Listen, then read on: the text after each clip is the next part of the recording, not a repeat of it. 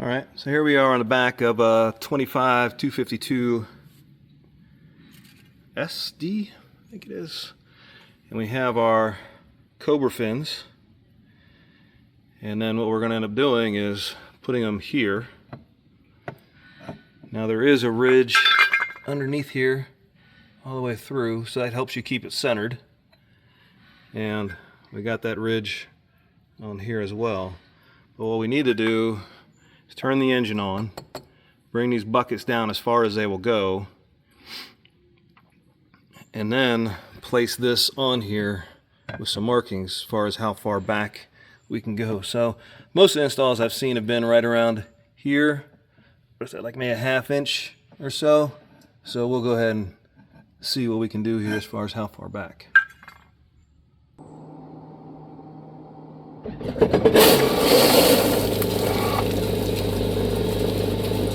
Okay, so just in case you can't see that, we can go all the way back. We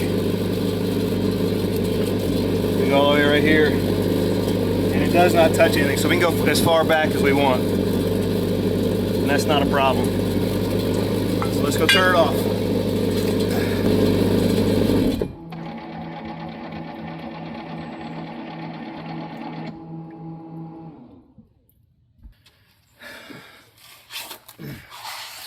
So, just for reference, I didn't take it out of reverse when I turned it off, and the bucket came up. So, you don't have to, or you're going to have it on and running in reverse in order to see where this is. But we were clear, so we should be good to go.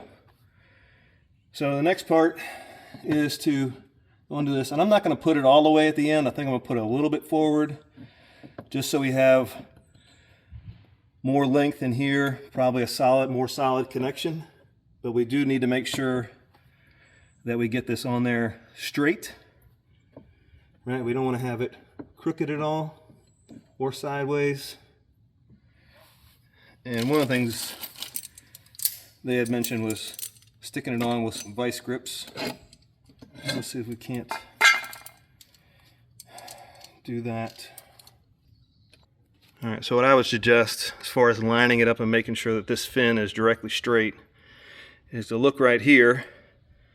We have that cast and making sure that it's straight right there. And then if you go underneath, it has that same edge. And so we can see right here that we're pretty straight, maybe a little bit.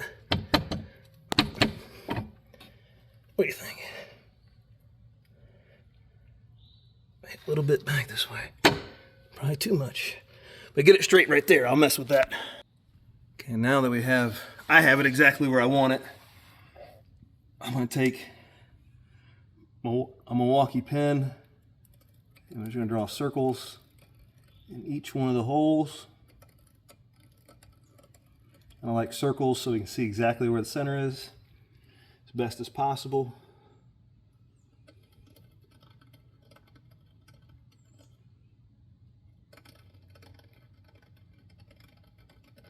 All right. Take this back off. We have our marks on either side, and now we'll go for drilling. All right, so we got our 4 marks on here. We have a spring punch. It's going to go right for the center of that hole, so our drill doesn't move around too much or at all. Right?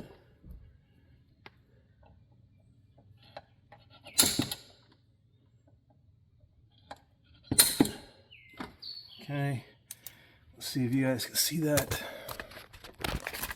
And if we go right there, we can see our 2 little hole punches. The best hole, now that we got our little hole punches in here, the best drill size is a 15/64.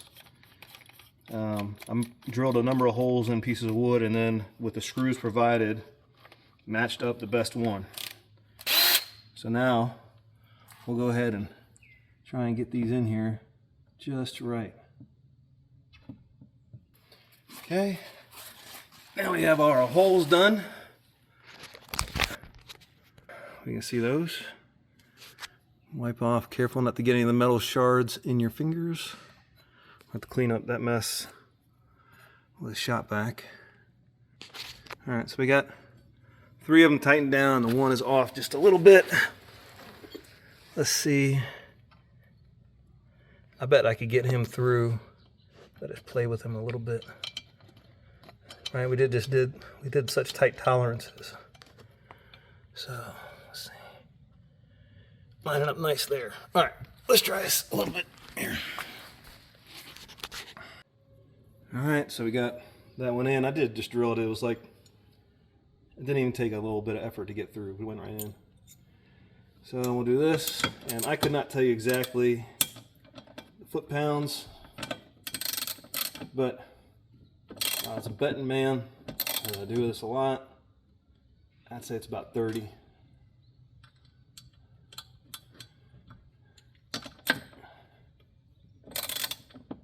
And I did put Loctite on all of them, just to have a little extra.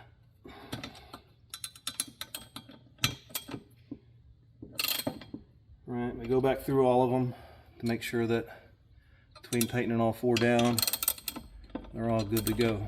Let's see. I feel like I am getting a little bit of a twist on some of these afterwards. All right, we'll do this one. Okay, yeah, he's good. All right, there we have it. So that's what it looks like from the inside. And then on the outside, you see I could have gone all the way out, but we moved it back a little bit just so that we'd have a little more surface area holding this fin.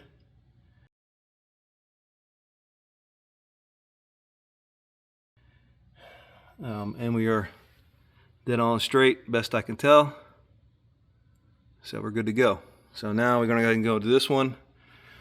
I won't film it since we already did it, but you know, more or less process is fit it on there, mark the circles good with a marker, use a little spring punch, drill it, put the screws in, Loctite.